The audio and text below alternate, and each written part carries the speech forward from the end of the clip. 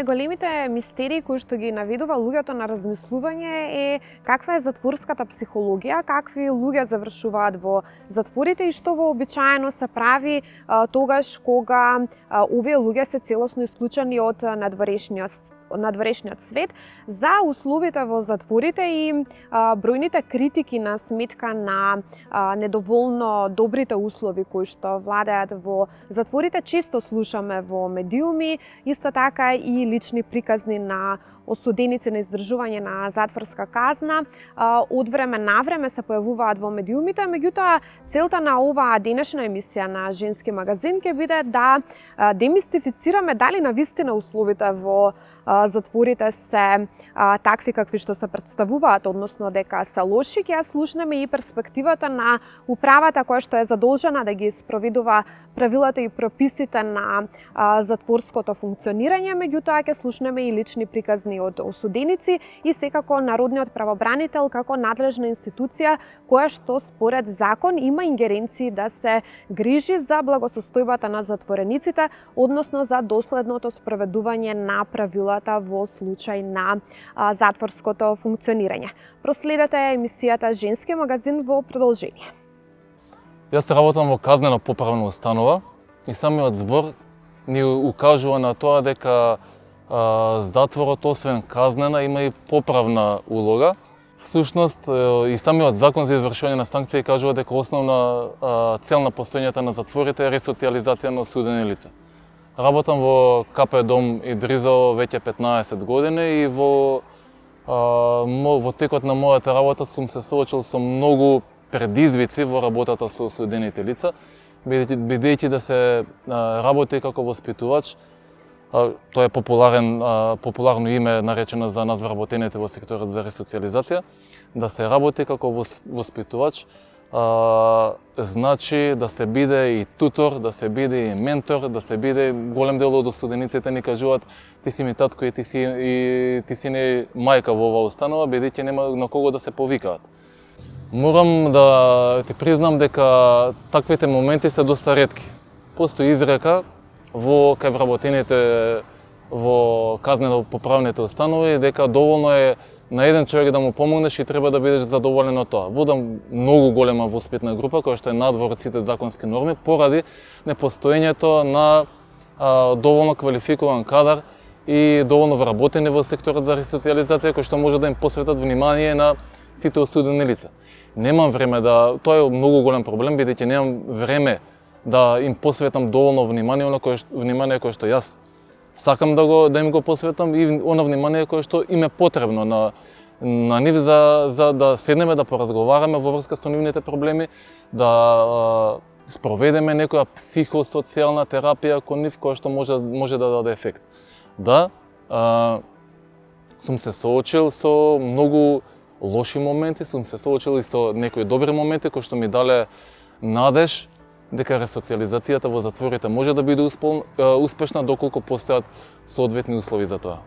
Перспективата на народниот правобранител како ингерентно тело кое се грижи за конзистентно спроведување на прописите за тоа како треба да биде уредено затворското функционирање е една, додека она перспектива која што има управата е сосема различна, како да станува збор за две сосема различни и спротивни реалности, додека народниот правобранител секоја година во своите извештаи нотира дека условите во затворите се незадоволителни и бројот на претставки од година во година расте. Од затворската управа велат дека тие прават се што е во нивна можност да се запазат прописите, но велат просто затворите се преполни, има многу криминал и тоа е најдобрата оптимална опција што можат да ја изведат е таа што владее во моментот во затворот во Идризово. Слушнете ги изјавите на директорот на затворот во Идризово како и на представник на канцеларијата на народен правобранител во продолжение. Така, значи, како што знаете, народниот правобранител има надлежност да ги посетува затворите и воспитно-поправниот дом во државата во било кое време, со тимот со кој што располага, тоа ни го дава законот, правото на законот. Осудените и затворените лица имаат право да се обратат до нас, до Народниот правобранител, на неколку начина. Значи имаме ние сандачења на кои што пишува Народен правобранител во секоја затворска институција, значи во секој казнено поправен дом и затворите во државата.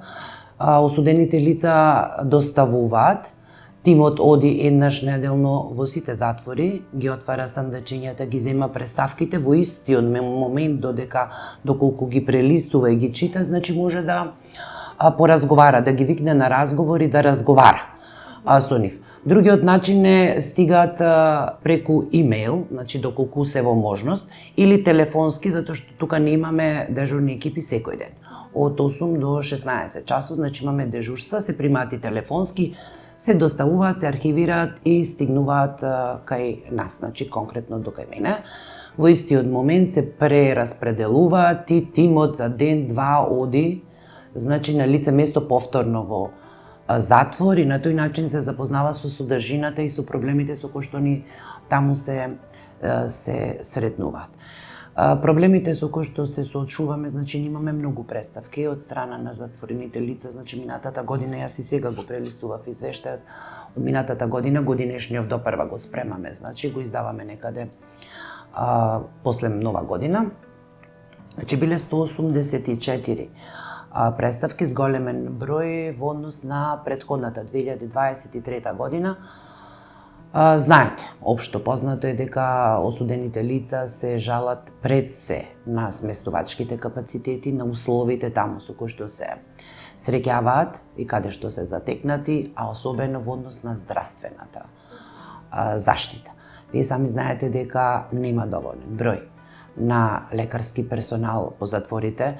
Знаете дека од вкупниот број на популација затворска само во затворот Идризово има 50%. Таму капацитетот секако е надминат за 100 и неколку легла, мислам конкретната бројка за оваа година не ја знам, меѓутоа секако е надминат. Еден доктор беше до минатата година, сега оваа година разбравме 2024 дека има уште еден доктор со полно работно време, меѓутоа не знаеме дали се уште е со договор на дело или е во постојан работен однос, така да и тоа како медицински персонал е премногу мало за да ја обслужи и да излезе во пресред на сите затворени лица кои што секојдневно се жалат од многу причини. Значи, самите нехигиенски услови каде што они се наоѓаат предизвикуваат различни типови на заболувања. Еден доктор и евентуално двајца доктори во никој случај не се доволен капацитет за да ги обслужи, да не зборуваме за лековите, да не зборуваме за интервенцијата, да не зборуваме за секундарната здравствена заштита доколку имаат потреба од тоа, а имаат, во секој случај имаат. Имаме недостатоци на затворски возила за да ги изнесат од таму, за да ги пренесат до клиниките и до јавните здравствени установи. Состојбата не се менува. Не можам да кажам дека одиме на подобро. Ние секоја година не сакаме да ги повторуваме, меѓутоа се повторуваат препораките што ние ги даваме. Значи во однос на капацитетните располагања. Значи немаме доволен број на легла, немаме чисти душеци, немаме чисти перници, немаме хигиена, никаква хигиена. И самиот факт што е пренатрупано доведува до тоа за во одредени затворски кели да имаме многу повеќе луѓе него што предвидуваат меѓународните стандарди. Вие знаете дека според меѓународните стандарди на 4 метри квадратни по основна колективно сместување треба да биде сместено едно лице. Значи, еден осуденик треба околу себе да има 4 метри квадратни располагање. Ние тимовите често, дури јас кога одам среќаваме дури по 16 и 17 луѓе во една просторија. Добивме информации дека некој дел се реновирал. Бев јас лично во реновираното оделение, искрено ви кажам, прашав дали ме донесовте во реновираното ново оделение, не видов ништо реновирано, може би и нешто било. Еве да кажам дека и се реновирал. Самиот факт што стојат по 15, 12, 14 луѓе, нехигиената, недоволната грижа за својата хигиена таму си го прави своето. Понатаму представки имаме по однос на од овие причини, по однос на меѓусебни конфликтни, што настануваат од толку многу луѓе во еден затворен простор, меѓусебни конфликти, значи барање на представките по однос на тоа да укажеме, да помогнеме, да доколку неколку затворени лица имаат конфликти меѓу себе, да укажеме на преместување во друга установа или во друга просторија, помагаме, укажуваме и имаме соработка. Ние не можеме да кажеме дека немаме соработка со управата на затворите, со управата за извршување на санкции, меѓутоа сите овие околности системски кои што не се решени до сега доведуваат до овие ситуации да состојбата е таму таква каква што е. Условите ќе ги поделиме на два дела. Тоа се условите за сместување на осудените лица и условите што подразбират околу безбедноста. Со моето назначување, кога дојдовме овдека, затекнавме хаос малце. Не се знаеше кои се на издржување на казна, кои се надвор. Првата контрола која направивме ни фалеа околу 80 осудени лица кои се водеа дека се на издржување на казна затвора, ги немаше. Тоа денеска не се случува, ги нема, значи сите се присутни по број на состојба, тоа можете и самите осудени лица да го потврдат. Условите за сместување беа навистина малце хаотични. Јас отворив две крила, тоа се 5 и 8 крило, кои беа затворени поради немање на услови. Меѓутоа, условите во кои беа сместени осудените лица беа полоши него во тие две крила, така да со знаење на претпоставените ги отворивме и имаат, да кажеме сега, подобри услови, односно услови во смисла на просторно сместување на осудените лица. Значи, ако просторијата е за 10, да бидат 10 сместени. Ако е просторијата за 4 да бидат сместени, тоа го запазуваме и гледаме да не надминуваме бројката на број на осудени лица во просториите. После изла второто. Затоа што затворите се направени како што се направени и таа бројка за претходните години, да кажеме, е била задоволителна, меѓутоа сега се зголемува криминалот и се зголемуваат пресудите, така да бројот се зголемува во затворите и се прави преполните капацитети. Да, имаме, може да се пофалиме, неколку него повеќе такви случаеви, кои по излегувањето од наша установа се социализираат, односно наоѓаме работа, се здомуваат, така да можеме да се пофалиме дека имаме такви случаеви. Не би ги именувал да онако, меѓутоа имаме, да. И од машките и од женските. Последно време е сменето, така да имаме од професори од, како да кажем, високо образовани до необразовани, така да степенот на образование одека е измешано. Нив ги користиме да се вклопат, односно да на нашите вработени им помагаат во работењето и така да се ресоциализираат, односно да не им биде монотоно во затворот. Да, имаме вработени овдека во установата кои ни помагаат околу изработување на некои документи. Имаме во полуотворено каде што држат настава за описменување на тоа неформалното образование, така да имаме, да. Според временските прилики имаат оние слободни активности, меѓутоа морам да се пожалам дека ние сме овдека, како што затекнав јас, 15 години во некоја транзиција, се нешто се прави, нешто се доградува, меѓутоа во отворено, во полуотворено имаме таму простори каде што имаме активности, меѓутоа во затворениот дел, таа ни е стара зграда и таму немаме многу простор за слободни активности, да кажам. Можам да се пофалам со женскиот затвор каде што отворивме шивална, односно имаме околу 5-6 жени кои се занимаваат со дополнителна работа, односно шиење и креирање. Вчера ни заврши, пошто учествуваме во светско првенство во шах, ни заврши, имавме сега иницијатива за уточнување на што имало порано купарничарство, значи изработка на предмети и така. Значи од кога дојдов до пред кратко време, бројната состојба на медицинскиот персонал кој работи во затворот се намалуваше, дојдовме до некој минимум, испод минимум.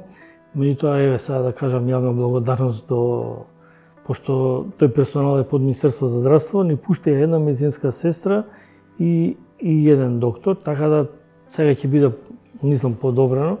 Меѓутоа, се уште не им го знам на статусот, дали ќе бидат вработени или под договор ќе бидат. Меѓутоа, како и да е, сега моментално се тука. Така да сега можам да кажам дека мрднавме од некоја мртва точка, меѓутоа ни фали до уште персонал, за разлика кај што сме имале работни посети во другите затвори, каде што имаат не амбуланти, него болници имаат, каде што работат многу поголем број на разновидни медицински лица, од психијатри, стоматолози, очни доктори, така да. Директни захани немало, меѓутоа индиректни да, пошто и возилото ми го запалија, тоа е една добра порака за она све што го работиме одека. Нормално на некој му одговара да има хаос, неред, меѓутоа на повеќето осудени лица им одговара да има ред и дисциплина, затоа што во редот и дисциплина си го наоѓаат и мирот и спокојот. Какви луѓе завршуваат во затвори? Обично општеството смета дека тоа се луѓе кои што се на издржување на затворска казна и за кои што не треба да имаме многу грижа или многу милост. Меѓутоа, од друга страна, при нашата посета во затворот во Идрисово, дознавме и дека различни профили на луѓе завршуваат во затвори, меѓу друго и некои кои што дале силен придонес на заедницата, дури и за унапредување на науката. Од управата во затворот во Идрисово велат дека таквите членови кои што завршиле во затвор поради некое дело се толку корисни и за самата затворска заедница и просто тие не знаат што би правеле без нив. Во продолжение ќе слушнеме еден таков случај баш од затворот во Идрисово. Тие имаат двојно име. Неписмени лица, затвореници. Јас сум задоволен од досегашното однесување на учениците. Прво, тие се редовни на настава, второ се активни и редовно пишуваат домашна работа. Имам и програма утврдена од управата. Јас имам книги за мене во собата, во слободното време кое што е дозволено излегувам на шетање и повеќе сум во собата. Јас можам да кажам дека со ниту еден се немам скарано и благодарам на поканата.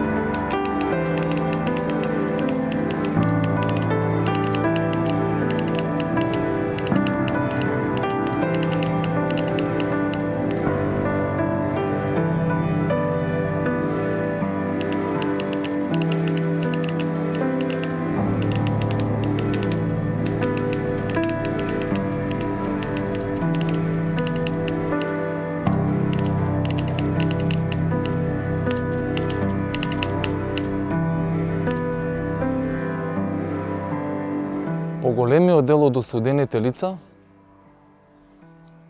имаат исти проблеми, имале исти проблеми надвор. Голем дел од нив се соочувале со недостаток на финансиски средства.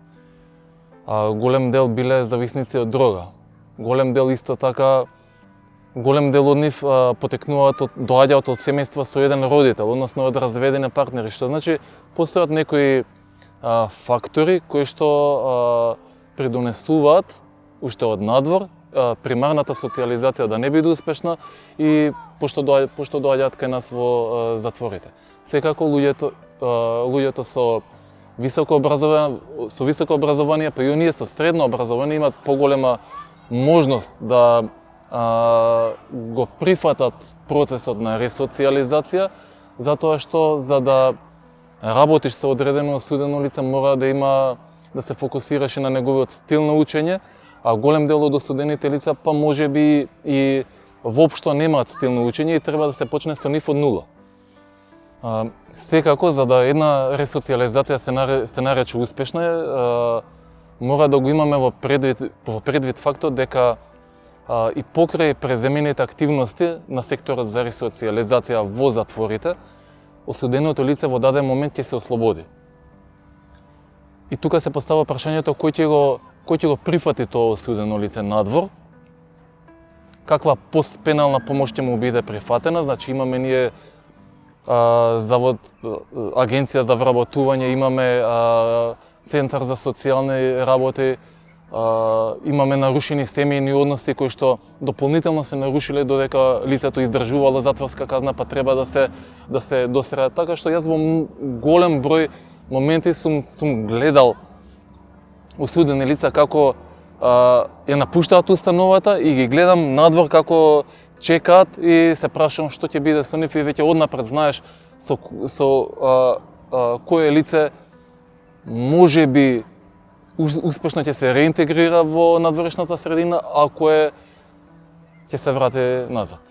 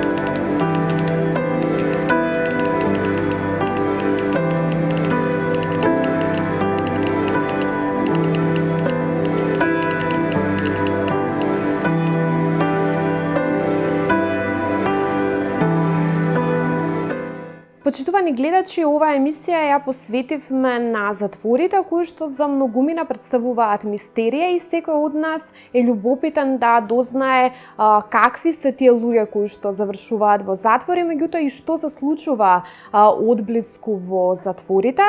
Веќе следната емисија ќе ја посветиме на некои други теми, а вие очекувајте не веќе следната недела, а до тогаш ви посакувам пријатна работна недела. Се гледаме повторно.